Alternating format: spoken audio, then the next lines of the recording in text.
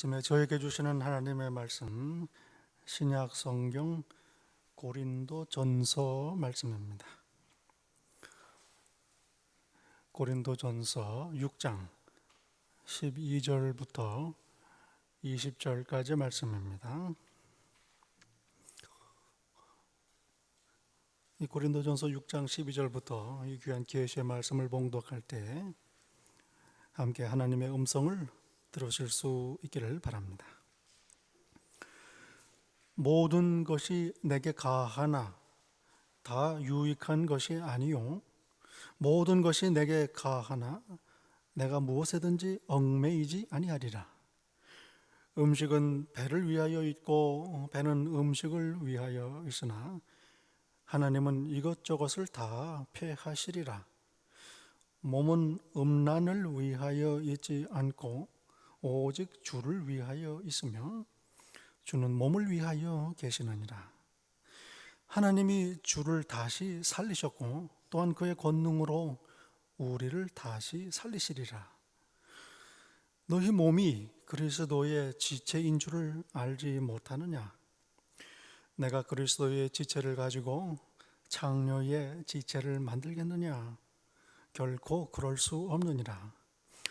장녀와 합하는 자는 그와 한 몸인 줄을 알지 못하느냐?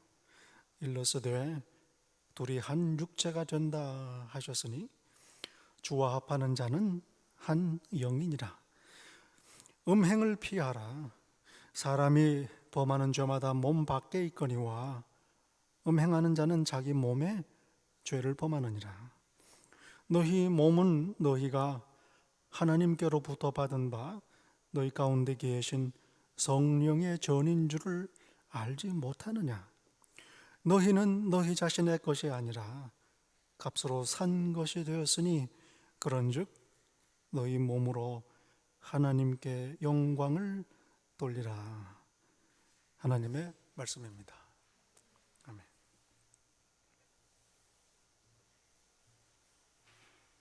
감사를 드립니다. 한 5년 전인가요? 한국 경기도에 소를 키우는 한 할아버지 이야기가 나왔습니다. 어미 소가 송아지를 낳는데 한겨울에 새끼를 돌보지를 않는 거예요. 가끔 그런 경우가 있는 것 같습니다. 하마터면은 송아지가 다쳐서 죽을 뻔했는데 한쪽 귀가 끝이 이만큼 잘려져 나갔어요. 할아버지가 그걸 보고서는 불쌍히 여겨서 그 송아지를 거두어서 아주 지극정성으로 돌보고 살리고 키웠습니다. 그 나중에 한 2년쯤 지나니까 이 송아지가 소가 됐는데요. 700kg가 넘는 큰 과체중 소가 됐습니다. 외지 사람이 그 동네에 가면 동네에 큰 소가 마치 강아지가 뛰놀듯이 마음대로 왔다 갔다 하는 걸 보는 거예요. 할아버지가 나타나면 뒤를 절절절절절 강아지가 그렇게 따라다니듯이 따라다녀요. 그 축사에 들어가서 할아버지가 청소하고 일하고 하는데 그 소가 여러 마리가 있는데 그 이름이 다행이에요. 다행이. 그 다행이 안 죽고 살았다고 그래가지고 다행이라고 지었답니다. 소가 여러 마리가 있는데 할아버지가 저쪽에서 일 자면은 그 다른 소들이 있는 데를 막 비집고 들어가서 그 할아버지 옆에 가서 쳐다보고 또 할아버지가 이쪽으로 가면 더 와서 쳐다보고 그 소의 눈빛만 봐도 이 소가 할아버지를 얼마나 사랑하고 정말 감사하고 존경하나 그걸 느끼겠더라고요. 그거 한 번 좀 봐달라고. 바쁘니까 눈길 한 번 못 주고 일을 하는데 그리고 나중에 다행이가 성질을 부려요. 막 뿔로 그 여물더미를 막 받아가지고는 다 흐트러 놓고 관심 좀 가져달라. 뭐 이 정도로 그렇게 하는 거를 봤습니다. 또 조금 지나서는 또 새끼를 또 임신을 했는데 또 그것도 뭐 가상 임신을 해가지고 살 뺀 다음에 임신하라고 그 수의사가 그렇게 얘기를 했다고 그래요. 참 얼마나 감동적인 이야기인지 모르겠어요. 자기 생명을 구한 은인, 자기를 돌본 은인입니다. 그러니 감사하고 사랑하고 존경하고 그렇게 따르는 겁니다. 나는 예수님께 그렇게 하고 있는가? 하나님을 그렇게 전심으로 사랑하고 따르는가? 스스로를 돌아보게 됩니다. 오늘 본문에서 바울 사도는 선포합니다. 고린도 교회 성도들이여, 그대들은 하나님께서 값을 치르고 산 사람들이다. 그러니 너희 몸으로 하나님께 영광을 돌리라. 하나님을 기쁘시게 살아라. 말씀을 합니다. 이 강아지 같은 소 다행이는 그저 감사하고 기쁘고 감격하고 존경을 표현합니다. 그런데 그 다행이에게 할아버지를 기쁘시게 해라, 이렇게 권면하는 것은 조금 무리겠죠. 그러나 오늘 성경 본문을 통해서 하나님께서는 우리에게 말씀하십니다. 내가 너를 값을 치르고 샀으니, 생명을 구했으니 너는 나를 기쁘게 하며 살라. 나에게 영광을 돌리며 살라. 권면을 하는 겁니다. 이 고린도 교회 참 특별한 교회였습니다. 바울 사도에게는 특별한 교회입니다. 하나님께서 베푸시는 특별한 은혜를, 섭리를 경험한 교회가 바로 고린도 교회입니다. 바울 사도가 유럽 선교에 나서서 빌립보, 데살로니가, 또 베레아에서 복음을 전하며 많은 고난을 당했습니다. 핍박을 당했습니다. 그리고 아테네로 내려옵니다. 그런데 아테네에서는 교회도 세우지 못했습니다. 그리고 낙심하고 지쳐서 고린도로 내려왔습니다. 얼마나 지치고 낙심됐는지 모릅니다. 그런데 이때 하나님께서는 아굴라와 브리스길라라는 두 내외분을 만나게 하십니다. 로마의 황제가 유대인들을 핍박을 해서 로마 안에 있는 유대인들이 쫓겨납니다. 그 와중에 이 아굴라와 브리스길라, 이 유대인 내외도 로마를 피해서 떠나 고린도에 도착을 했습니다. 낙심하고 지친 바울 사도, 살던 곳을 떠나서 도망 나온 아굴라 내외가 만나서 하나님께서 인도하시는 귀한 역사를 이루게 되는 순간입니다.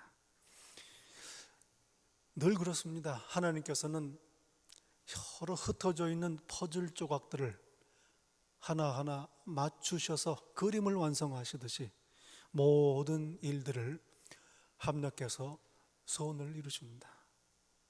참 좋으신 하나님이십니다.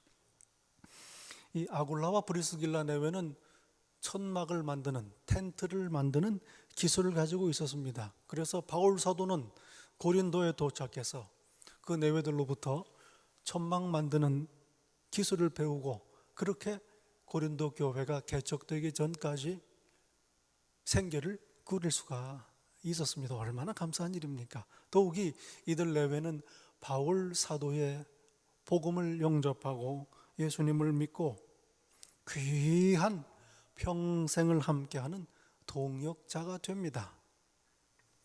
고린도 교회를 개척할 때 기둥이 됩니다.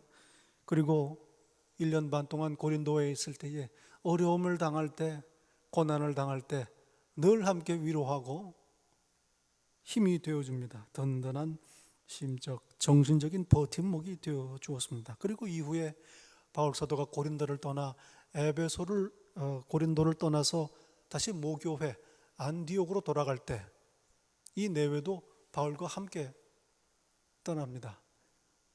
가는 길에 에베소에 들립니다.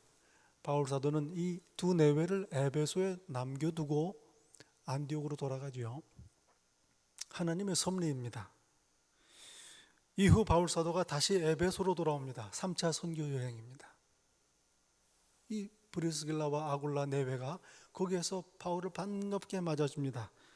얼마나 귀한 힘이 됐는지 모릅니다. 그리고 거기서 에베소 교회가 개척되고 2년 내내 이 아굴라와 브리스길라 내외는 바울 사도의 귀한 동역자요, 친구요, 돕는 자가 됩니다.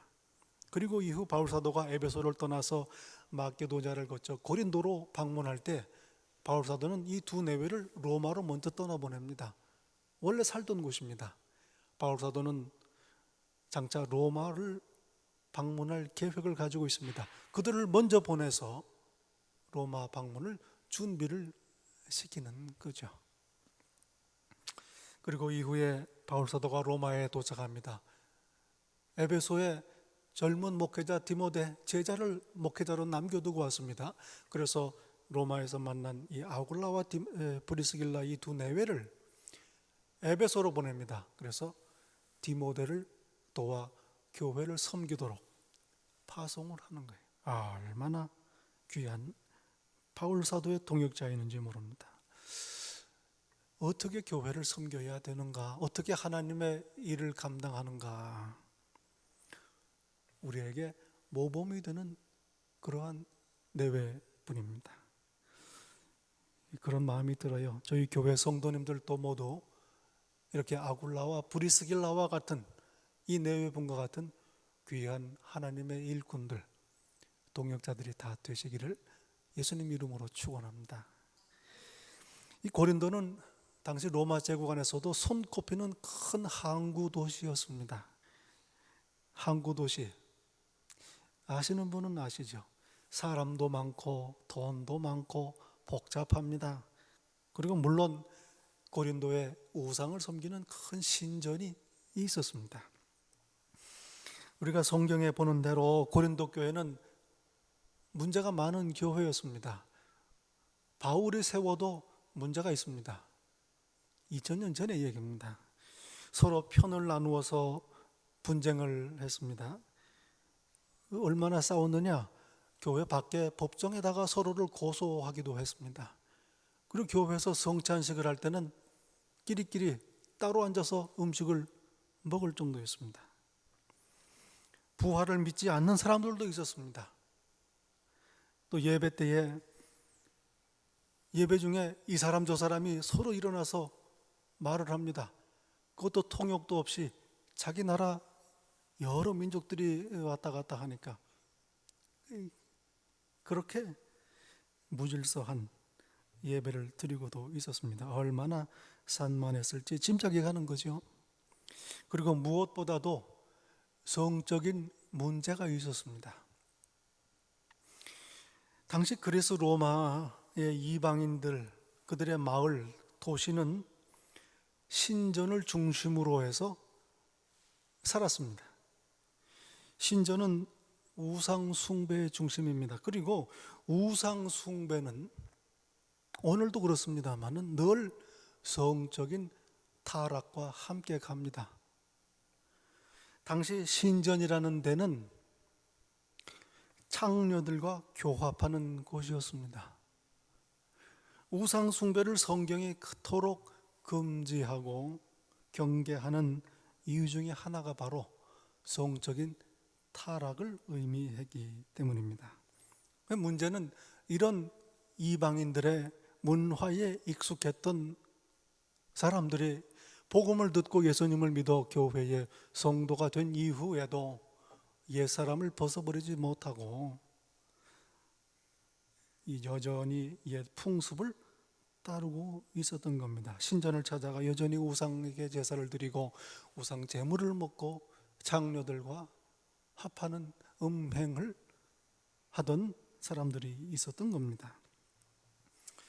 이 고린도 교회 더 나아가서 그 중에는 자기 아버지가 생전에 드렸던 젊은 여자를 자기 아내로 취하는 그런 일들까지 있었다고 성경은 증언을 합니다.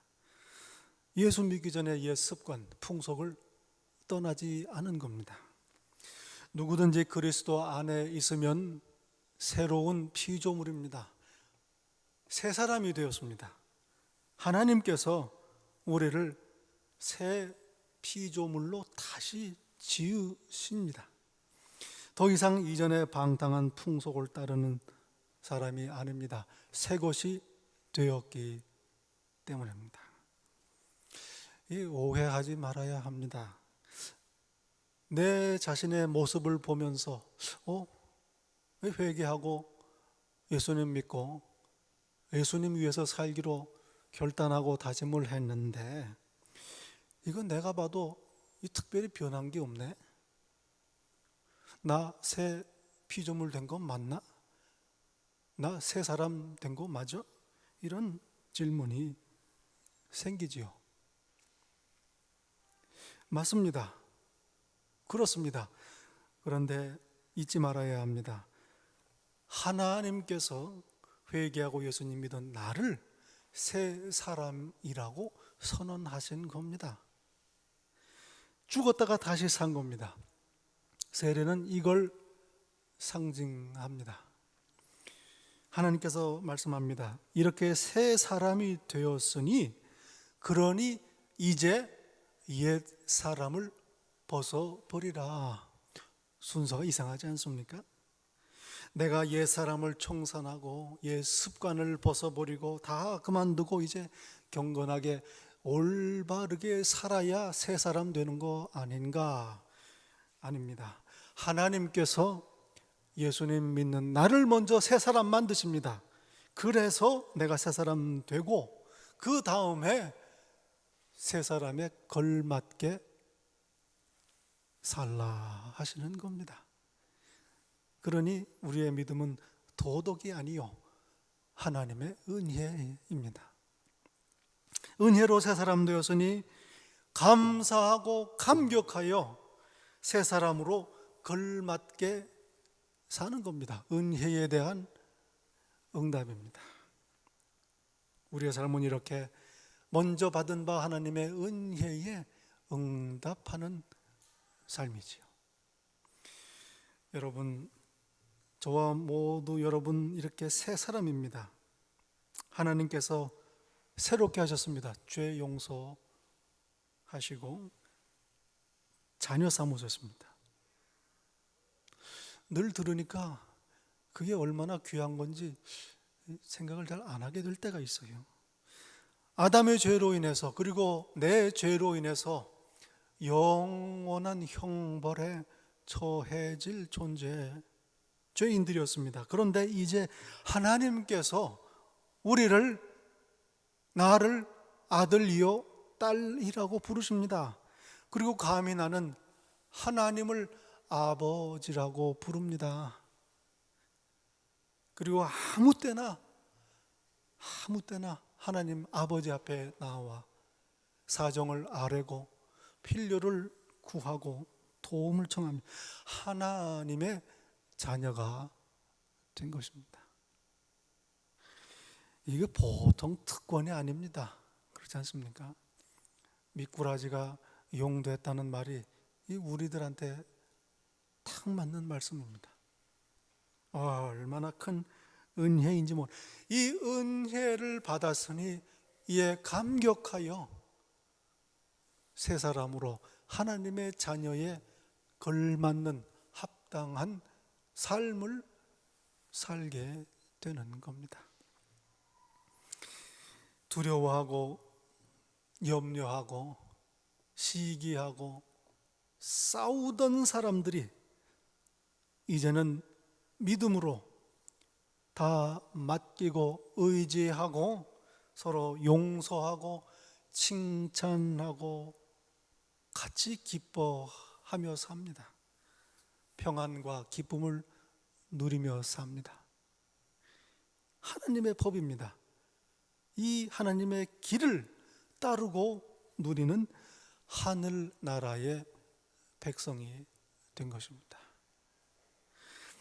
이게 바로 예수님 안에 새 사람, 그리스도 안에 새 피조물입니다. 저와 여러분 새 사람으로, 새 피조물로 사시기를 축원합니다. 오늘 본문에서 바울 사도는 고린도 교회 안에 있는 성적인 문제를 책망하십니다. 15절에 말씀합니다. 너희가 어찌하여 창녀와 교합하는가?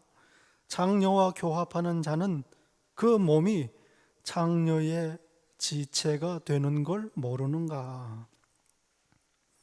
신전을 찾아가 우상을 숭배하고 그곳에서 창녀들과 합하는 자들은 그 영혼이 더러운 우상들과 한 영이 되는 것은 말할 것도 없고 그 몸도 창녀와 한 몸이 된다. 이걸 일깨우십니다. 사람들이 잘 쓰는 말이 있지요. 세상 사람들이 내 돈 가지고 내가 쓴다는데 뭐 잘못했습니까? 뭐 보태준 거 있습니까? 이런 말 잘하죠. 아니 내 몸인데 내 마음대로 못합니까? 내가 이방인 신전에 가든 창녀와 합하든 내 몸입니다. 뭐 보태준 거 있습니까? 이렇게 묻는 사람들이 있었을 거예요. 맞습니다. 자기 몸이면 그렇게 해도 되지요. 그런데 문제가 있습니다. 고린도 성도들의 몸은 그들 것이 아닙니다. 하나님의 것입니다. 그러니 자기들 마음대로 해서는 안 된다는 말씀이에요. 성도는 교회의 지체입니다. 지체라는 말은 몸의 일부라는 말이에요. 손과 눈과 발과 코. 성경은 교회를 그리스도의 몸이라 그렇게 부르죠. 그러니 우리는 그리스도의 몸에 속한 지체들이지요. 예수님께서 머리십니다. 그러면 몸의 일부 나는 머리 해야지. 그거는 안 된단 말이에요. 예수님께서 머리세요. 그리고 우리는 머리이신 예수님의 뜻을 따라서 움직입니다. 몸 전체를 위해서 섬기게 다 되어 있습니다. 이렇게 성도들은 그리스도의 지체다. 그래서 바울 사도는 고린도 성도들 중에 이방 신전에 가서 우상을 숭배하고 장녀들과 합하는 자들을 책망하는 겁니다. 왜냐하면 그들의 몸은 그들의 것이 아니라 그리스도의 것이고 그리스도께서는 그걸 원치 않으시기 때문입니다. 간단하죠? 죽인 마음입니다. 사실 바울 사도가 이렇게 고린도 교회의 성적인 문제를 책망한 거, 이 고린도 전서가 처음이 아닙니다. 바울 사도는 에베소에 있을 때 고린도 교회에 편지를 3번을 썼습니다. 그리고 나중에 마게도니아 방문할 때 1번을 더 써서 편지를 보내지요. 고린도 전서는 그 4개의 편지 중에 2번째 편지입니다. 그런데 에베소에서 처음 고린도에 보냈던 첫 번째 편지는 그저 한 가지 문제를 책망합니다. 성적인 타락을 책망합니다. 저희가 아는 대로 성경은 성적인 타락을 무섭게 경고합니다. 성경은 이 세상의 성적인 타락을 지적하고 책망하는데 주저하지 않습니다. 사사시대에 있었던 일을 하나 얘기할 수가 있겠죠. 사사시대, 한 사람이 자기 아내를 데리고 길을 갑니다. 날이 저물어서 다른 지파의 동네에 하루를 묵게 됩니다. 그런데 그 밤에 그 마을에 불량배들이 몰려와서 주인에게 요구합니다. 당신 집에 들인 사람을 내놓으라. 우리가 상관하겠다. 여러분 이거 상상이 가십니까? 그러자 집주인은 손님을 보호해야죠. 내 결혼하지 않은 딸들이 있으니 내줄 테니 맘대로 하고 이 손님은 놔둬라. 이건 또 무슨 소리입니까? 그러나 이 불량배들은 계속해서 그 사람을 내놓으라고 아우성을 칩니다. 결국 그 사람은 자기 아내를 내어줍니다. 이건 또 어떻게 된 일이에요? 그리고 결국 그 아내는 아침에 죽은 채로 발견됩니다. 끔찍한 일입니다. 그런데도 심각한 문제는 뭐냐면 그 마을에 아무도 이걸 막는 사람이 없었다는 겁니다. 그 마을의 관리들도 경찰들도 동네 사람들도 마을의 장로들도 아무 말이 없습니다. 오히려 나중에는 성경에 보면 그 마을 사람들 전체가 그 불량배들을 옹호하고 감쌉니다. 그러니 짐작이 갑니다. 그 마을, 그 도시가 전체가 어땠을까? 남자, 여자를 가리지 않습니다. 어린 아이, 짐승 가리지 않습니다. 성경이 증거하는 그러한 죄입니다. 책망합니다. 그 마을만 그랬을까? 이스라엘의 암흑시대, 사사시대의 이야기입니다. 소돔과 고모라 성 얘기가 아닙니다. 약속의 땅에 들어간 이스라엘 백성, 하나님의 백성 안에서 일어난 일입니다. 그러니 다른 민족들은 어땠겠습니까? 그보다 먼저 아브라함 때도 그랬습니다. 소돔과 고모라 성 이야기를 잘 알고 있습니다. 하나님이 멸하셨습니다. 그보다 앞서 노아 시대에도 그랬습니다. 홍수로 세상을 심판하시고 멸하신 이유입니다. 오늘만 그런 게 아닙니다. 우리가 살고 있는 오늘 이 미국 땅, 여기에만 해당되는 이야기가 아닙니다. 아담의 불순종으로 인해서 죄가 이 세상에 들어왔습니다. 죄가 이 세상에 왕노릇한다 말씀합니다. 바로 이런 얘기죠. 이 죄악된 세상, 할 수 있으면 합니다. 해도 되는가 묻지 않습니다. 하나님을 모르기 때문입니다. 하나님을 두려워하지 않기 때문입니다. 모든 것이 가합니다. 그러나 다 유익한 일은 아닙니다. 하나님께, 이웃에게, 또 내 영혼에게 유익하지 않을 수 있습니다. 이걸 먼저 스스로에게 물어야 합니다. 하나님을 두려워하는 삶입니다. 이 세상 여러 가지 죄가 있지요. 그런데 쉽게 말하면 이 세상은 몸을 가지고 정욕을 채우는데 사용합니다. 그러나 우리의 몸의 용도는 따로 있습니다. 오늘 하나님께서 알려주십니다. 너희 몸으로 하나님께 영광을 돌리라.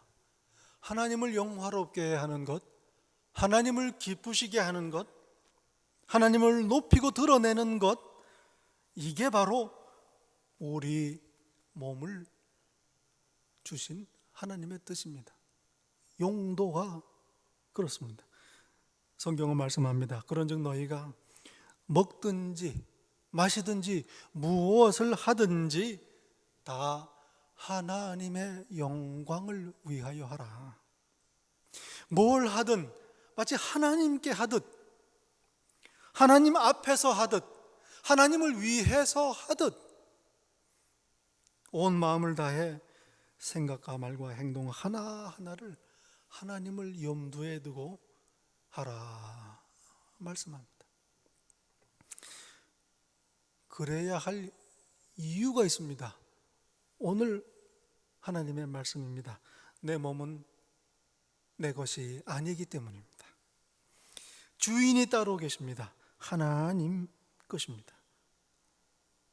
왜 그렇습니까?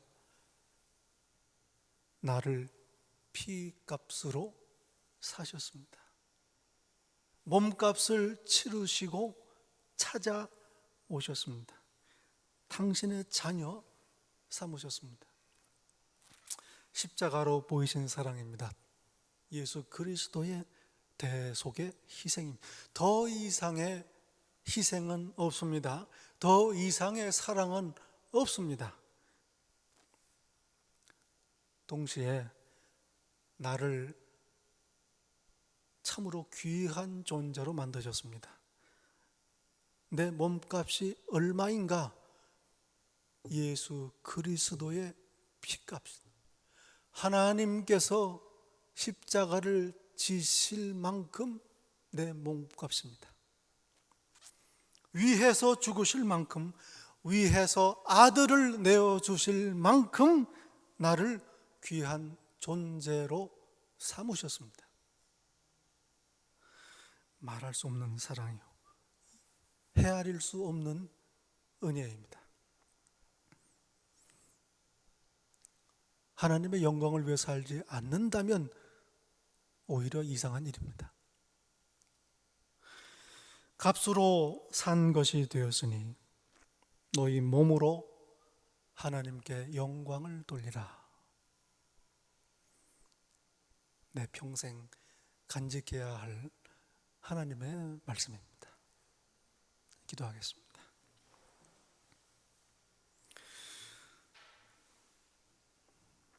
잊고 살았습니다. 누가 나의 주인인지 생각지도 않고 살았습니다. 내가 나의 주인이라고 착각하며 살았습니다. 이 시간 나의 주인 되신 예수 그리스도 하나님 아버지를 다시 한번 모시고 찬양합니다. 감사합니다. 나는 아버지의 것이오니 하나님의 것이오니 그저 하나님을 기쁘시게 하는, 하나님을 영화롭게 하는 삶을 살게 하옵소서. 성령님 도우소서. 예수님 이름으로 기도하옵나이다. 아멘.